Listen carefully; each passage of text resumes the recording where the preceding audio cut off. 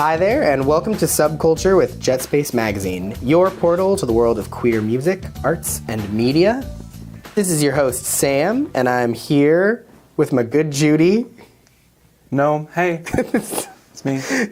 We're here together, we've reunited, and we have some things to talk about. So, I believe you had something that you wanted to talk about. Yeah, I'm not sure how many people are aware of this, but there's... Oh, okay, actually, wait, hold on. I'm so sorry.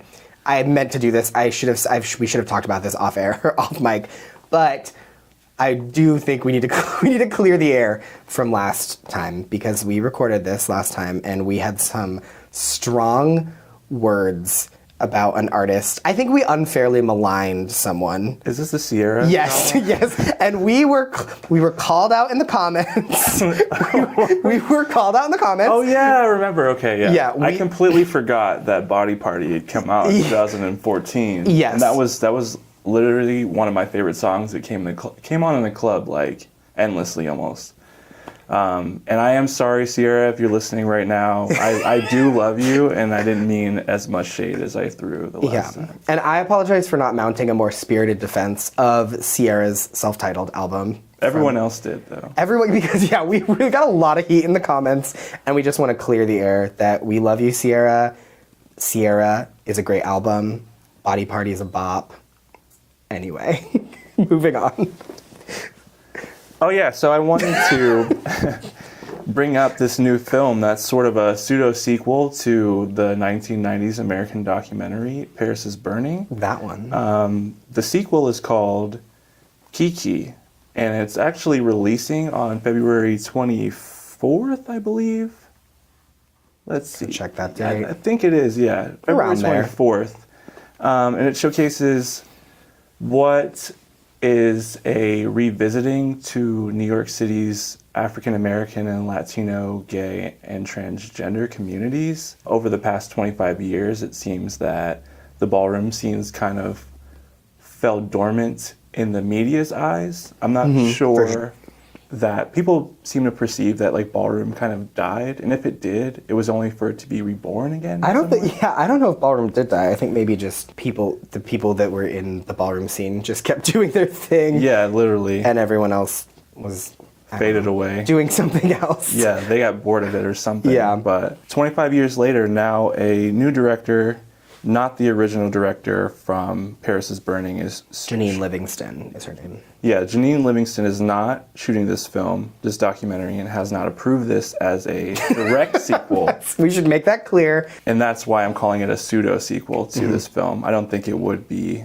coming out now if that film didn't exist. Have you seen Paris is Burning? Yes, I have. I originally saw it, I think, in 2007 or 8. It was actually with technically my first male body partner. Showed it to me. Ooh. Yeah, it was life-changing, to say the least. Coming from Midwest, Columbus, Ohio, there's not a ballroom scene there that I was aware of.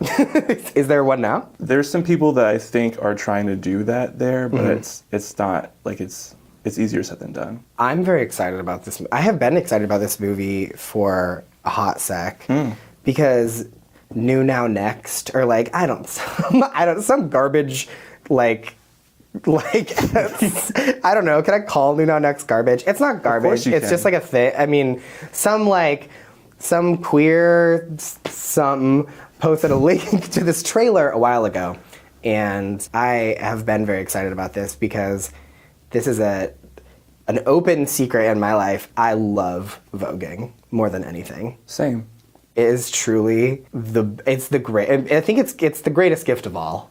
There's so much like wonderful energy around live performance that includes voguing and ballroom. I want to give a shout out to Jade Dynasty, who is always everywhere. I just see them getting down in the club and voguing in Seattle. And they're actually... She just performed Friday for Darkness. Yeah. And I think she performed the next day after that as well. She's literally performing every day. Yeah, right and left. But anyway, yeah, I love voguing, so I've been very excited about this. I think that one reason I'm very excited about this documentary is because I think with the increased presence of drag in the mainstream media, I think a lot of, obviously drag and ballroom culture overlap in very significant ways. They differ in very significant ways too, but there's a lot of overlap, and the drag sort of drag culture has pulled a lot out of ballroom culture, of course, and so it seems like there's a lot of ballroom culture that's leaked into the mainstream, but I don't think people 100% know the origins of a lot of the things that have made their way. You know what I mean? Like the words like slay and fierce and things like that. Even just these like terms that I think people are maybe unaware of the origin of a lot of that, and that's all ball culture. Totally. I think some of the event promoters here in Seattle do their best to name some of their events based off of those coined terms from ballroom. Although I'm not sure that the actual original history is delegated down to people in a verbal context that they would understand more than just the event title. I think it's kind of streamlined a little bit, and I think that this will help certain things come to light more because it's a revisiting of ballroom, but it's going to have so many references, I believe, to its ancestry, if you will. And I think that hopefully it'll paint a bigger picture of what's still coming from the East Coast and areas where there's a more prevalent ballroom scene. And we'll see a little bit more crossover, hopefully, in this documentary, if it's executed as well as we might imagine it will be. The ballroom scene, I also know, has changed fairly significantly since the 90s when Paris is Burning was filmed. I recently watched a short YouTube documentary. It was a filmmaker talking with a bunch of Voguers from New York, and they were sort of talking about the way that it's changed. So I think that will be really good to see, because I know that there's, for instance, when you watch Paris is Burning, and really in the 90s in general, there weren't a lot of cis women in walking in the balls, and now there's a ton. If you go on I follow every Vogue Instagram that I think Instagram allows based on their policies, and there's tons and tons and tons of legendary Voguers that are cis women in the balls. So I think that's a big change. Europe, that's phenomenal. That having that inclusivity.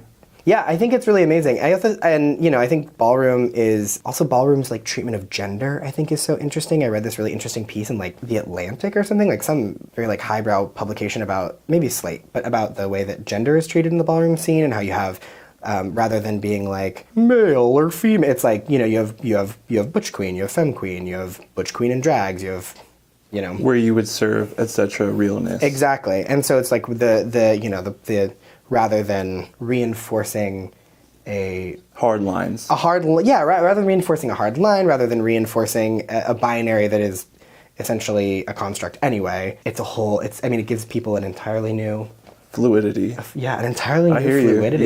Yeah. So make sure you check out Kiki. Coming out February 24th. Is it only in the select theaters? I'm not sure if it's coming to theaters. I think you'll actually be able to buy it. Oh, you can stream it. Okay. Yeah. So check it out wherever. Premiered at Sundance Films. Yeah, it's a Sundance. Yeah, it won a lot of awards. So I wanted to talk about Lady Gaga at the Super Bowl. Maybe that's a contentious point of conversation. So I just want to... I only watched the first 15 minutes of the Super Bowl, and I skipped forward to the performance. Sure, as I think most of us did. So at the risk, maybe it's uncool to care about Lady Gaga at the Super Bowl, but I think that Lady Gaga is an important person to talk about in terms of queer music. She's quite important. She's important, I think, regardless of whether you love her or whether you hate her. She's important. One, because she is queer. I think we need to add that caveat in, because sometimes that gets forgotten. She is openly bi, so she is arguably the most visible queer musician. I also think that she's important to talk about because, I grew up in Spokane, where there's not a thriving queer music scene. So it's my exposure to a queer person in music. One of them. In between, yeah. Yeah, well, yeah. One of my major exposures was Lady Gaga. So anyway, we're going to talk about Lady Gaga at the Super Bowl. In case you didn't watch the What should we touch on first? Her outfit. I liked her Star Trek Nemesis realness. We're jumping right in. Which one was that? She looked like Tom Hardy in Nemesis. Just the outfit, it was very galactic, I think. Which was it, like the third one, I think. Was it like the gold jacket with the? Oh no, the first outfit. I'm sorry. Okay. I thought you were talking about the series of films. Okay, yeah. No, the first one with the super big shoulders that came off of her. Oh yeah, and she had the V-cut. the eye makeup thing, the like red mask that like later you thought it was jewels, but then it like peeled off, and you're like, no. Yes, let's talk about her outfit. I loved her outfits. I just want to throw that out. She was wearing this gold jacket at one point with when like she had the keys. Yes, when she had the keytar, which also the keytar. Let's talk about the keytar. It was so rock and roll after a certain point. Like I loved it. Yeah. I was like, that keytar. I don't care how cheesy this is. That keytar and that gold jacket with shit all over it that I wanted in every color just really got me going.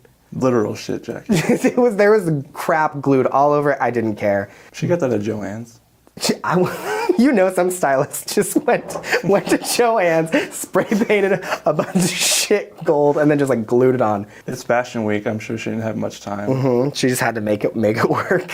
So one thing that generated a lot of buzz online about Lady Gaga's performance was that there was some praise and then also some criticism about the fact that she didn't get overtly political, or I guess more accurately, she didn't make an overt statement about Donald Trump, because there was definitely some politics mixed in. But so what was your take on that? I think there's a time and a place, and I think that her purpose there was to perform for her fans. Mm-hmm. In that essence, it wasn't the time for her to use that platform for what people expected her to do. And I think that if that's what they would like her to do, maybe they can let her know without being so mad about it. Yeah. And then possibly organize something that's more progressive than like aggressive. Yeah. Aggressive passive. Yeah. Yeah, I would agree for the most part. I think, well, for one, I think you have to remember, like, it's the Super Bowl, right? So you can't ever separate the commercialism from the whole thing. And like, obviously there's a lot going on with like sponsorships. There's a lot of money invested in this, and there have been the Super Bowl halftime shows where things have gone off the rails, and you get the sense that there's a lot of big money making sure that things go as planned and stay relatively. There's a skybox filled with a bunch of people that are ready to cut anything any given moment. Yeah, exactly. So I think people need to cut her some slack on that. And like, I understand the criticism that, because the sort of counterpoint to that is like, well, she sang Born This Way, which is overtly, political, and then she did the whole bit. She did like God Bless America. At the beginning, yeah. The Pledge of Allegiance, or some, some America shit at the beginning. Star-Spangled Banner. The Star-Spangled Banner, I don't know what she did. Yeah, she did some shit at the beginning. And so the counterpoint was kind of like, well, there was an implicit politics there. There was an implicit political statement, so maybe she didn't need to make this like giant progressive point. She didn't need to put this super fine point on it. It's arguable that her presence at such a commercialist, capitalist arena of money and sportsmanship, that her being there, her presence was like that statement. Yeah. She could have easily said, no, I'm not going to do that, and copped out of even just being present. Yeah, for sure. Showing up. Yeah, well, and and it's like, as much as I would like, my response to people that had an issue with it not being overtly political is like, as much as I would love to see like Laganja Estranja come out and like death drop onto Donald Trump in effigy, and then it like erupts into a pagan like ritual where we all like write like down with fascism or whatever on the back. Like, as much as that would, I'm here for that. Like. The Super Bowl is, in essence, a commercial enterprise, and in essence, it has to appeal to middle America. And so, I think that she did a pretty good job working within those confines to like create something that was interesting. She sounded great. Mm-hmm. She looked good. The transitions were on point. The transitions were great. They got her little makeup thingies off really fast. She didn't look like she was out of breath. Although, okay, I actually do want to say something though, because I saw a lot of people on the internet, and that was my first problem, is I went on the internet immediately after. I saw a lot of people on the internet who were like, oh, it was so brave of her to go out on stage because her like midsection isn't perfect or what. Like Body Police. First of all, I was like, yeah, exactly. I was like, get the fuck out, Body Police. And two, if Lady Gaga with her absolutely beautiful abdomen is brave for going on stage, like, then I am, every day I walk out of my apartment, I am a national hero. If that is our standard for bravery, because that was ridiculous. I was like, are you kidding me?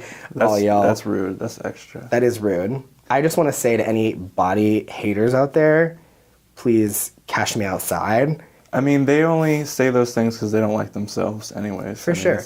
Also, my thing was like, I think any disturbance on her abdomen was literally like I was like, that's skin. Like, what do you guys have in your stomachs? Like, whose stomach doesn't have skin when you're wearing skin tight, bedazzled bikini bottoms to match your bedazzled football pads? As we all do. I don't know. So we'll have to test that. We'll have to borrow. Gaga, if you're listening, you and Sierra may be listening together. If you're out there, please send us your bikini bottoms. We want to try them on. We want to try them on. I saw a lot of references to Michael Jackson just after the Lady Gaga performance of the Super Bowl because his airtime had more viewers ever. I think he had more views during his Super Bowl performance than the entire Super Bowl in 1998, I think it was. And I think Gaga may have not beat his numbers necessarily, but also had more views during her performance rather than the views that were actually watching the Super Bowl. That sounds about right. I know I, for one, sorry, this is a complete aside, but I, for one, was one of those views because I definitely... Also, the coordination with the Michael Jackson Super Bowl performance was pretty irregular just because the stage tech and Michael Jackson had this deal that he was going to take his glasses off when he felt it was right, and then they were going to start the music so he could perform. But there was a good, maybe a minute, and I might be exaggerating, but a minute's worth of time where he just was raised up on stage and stood there with his glasses on, just standing in the audience and not moving at all. He looked like an android, and then took his glasses off, the music dropped, and then the performance started and the crowd went wild. And I was kind of, with the comparisons, expecting, looking back at the Lady Gaga performance, expecting more of a similarity, but I think just because they're like the king and pseudo queen of pop, if she would like that moniker, I'm not sure. Yeah, I mean, there was for sure, I think, obviously, Lady Gaga is drawing from a variety of well-known pop precursors. You know, she's famously had a bit of a feud with Madonna over some potential copyright issues. But yeah, there was a lot of Michael Jackson in that performance.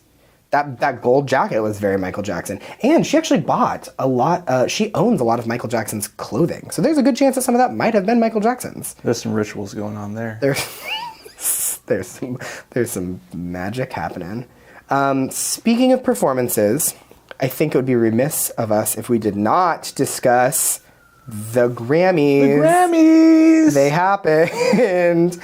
I don't know how we feel about that. In all their glory? Question mark? Obviously, the big story of the night with the Grammys was that Beyoncé was robbed in broad daylight by everyone. By the Recording Academy. They blindfolded her and took her for all she was worth. She was robbed, and it seemed that even Adele, who won Album of the Year over Beyoncé, she also won Song of the Year. She won 5 awards. She won Song of the Year, Album of the Year, and Record of the Year, and Best Pop Performance, I want to say. I think that's right.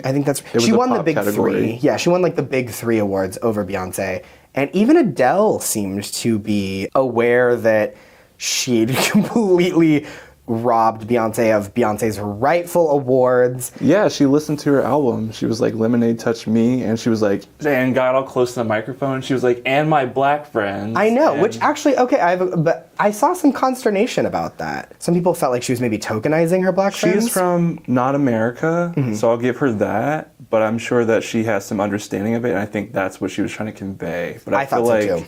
I feel like just like there was some controversy with a celebrity in Korea who's an of-color artist getting racial stereotypes towards him, and he had this whole meeting where he was talking about all this stuff, and then they had a Korean newscaster interview people, and they were like asking him all these questions, and they were saying these things that are tokenizing, but they don't really get that. They feel like they're saying something that's like being conscious of it and trying to accomplish this consciousness about their struggle and their race and all this stuff.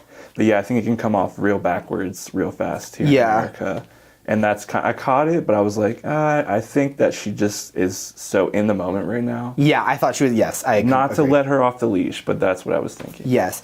I see, and I think, as a white person that spends a great deal of time listening to, thinking about, writing about music that is made by and for non-white people, like I spend a great deal of the music that I enjoy is music that is realistically like not made with me in mind. Like, you know what I mean? Like, I don't think that Chance the Rapper minds that I love his mixtape. But I don't think that Chance the Rapper, when he was making Coloring Book, was like, this one's going out to Sam Chapman, this white Spokane native, like, hey, you know what I mean? And Lemonade, obviously, is an album that was very specifically about Black womanhood, and more specifically about Southern Black womanhood. I think something that also made it wonderful was that as a woman in general, I think it had an intersectionality about it. For sure. In essence. For sure. But I think, what I got out of that comment that Adele made was more that she was trying to recognize the distance between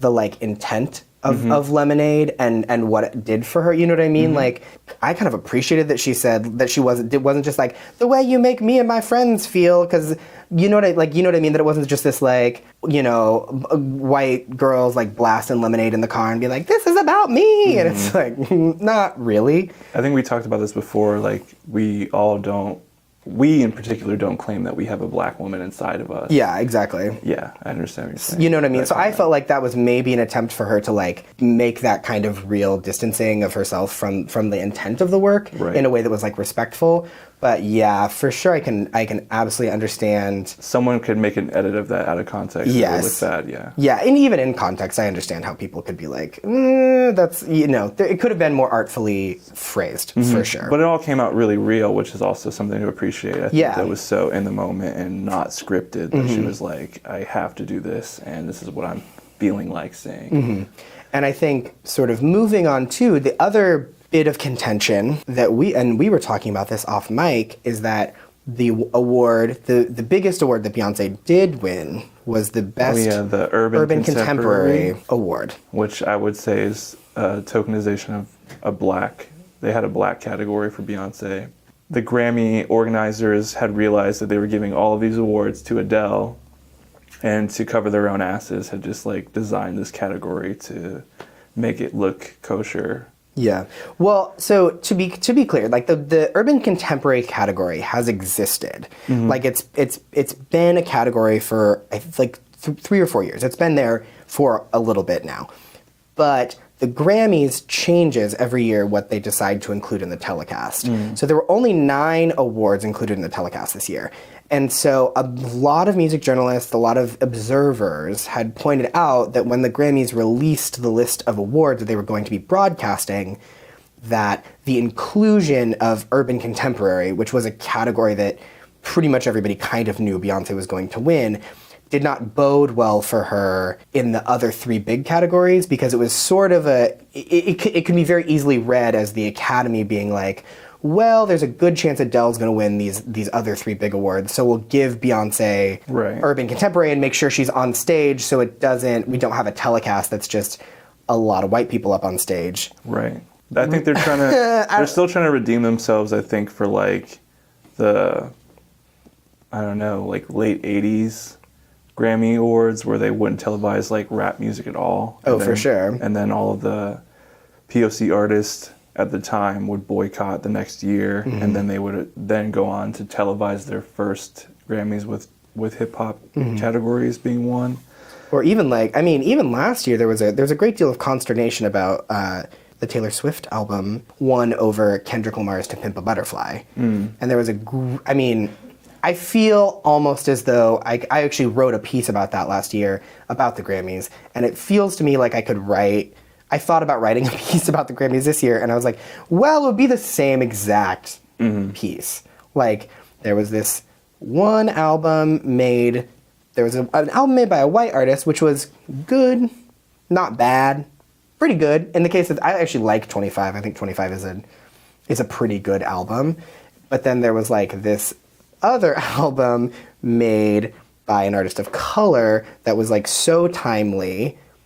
You know, last year was To Pimp a Butterfly. I think To Pimp a Butterfly is really, in many ways, to me, seems to be 2015, really be the spirit of that year of 2015, or 2016. And whatever. We're in 17 now. We're in 17 now. But it's like a mixture of the calendar years, you know. And then this year, it's like, I really don't think there was any other record up there that encapsulated the feeling of this year, like Lemonade. This is just an abstract idea. Do you think if the album were to have released a little bit later that she may have stood a chance at winning? Well, or earlier, I should have said. It's the Grammys are such a complicated organism, right? Like, I think the big issue with the implicit racism of the Grammys, the implicit biases of the Grammys, is that the Academy, the Music and Recording Academy or whatever it is made up of musicians, but it's also made up of sound engineers. It's also made up of producers. It's made up of all of the people that do anything that has to do with making a record. And a lot of those people, for better or worse, a lot of those people are like white baby boomers, men, a lot of white older men. And so those are the people that are casting votes.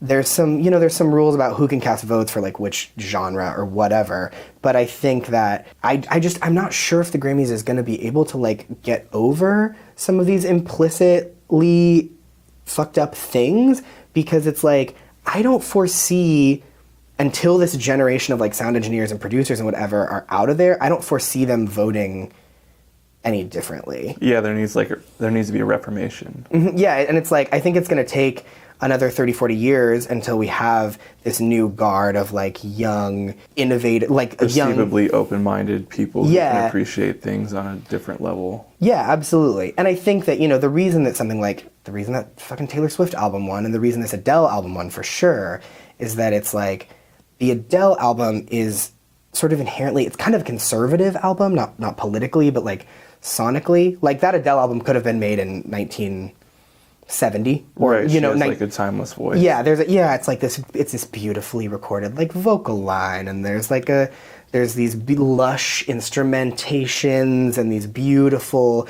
very cleanly recorded analog, feelings to it, and it's like, yeah, of course these like old white sound engineers love that shit because that's what they were recording. Right, and maybe that was her intent when she curated that album. Yeah, exactly. But and who knows? But she wanted to do something conservative and traditional in a sense. So where Beyonce's taking off from new producers and people who are designing a new type of sound that hasn't ever been curated before because of history, almost. All that to say, I'm unsure if the Grammys is ever going to be able to in the foreseeable future to get over some of that, but. We'll come back to this more 40. Yeah, we'll revisit this in the next 30 years, and we'll tell you how it's going. But that is about all the time that we have. Thank you for listening today. Yes, thank you, audience. Please at us in the comments if you have any other things that you need to take us to task for. A la Sierra. Love you, Sierra. This has been SubQulture with Jetspace Magazine. I'm Sam. I'm Nome. And we're out.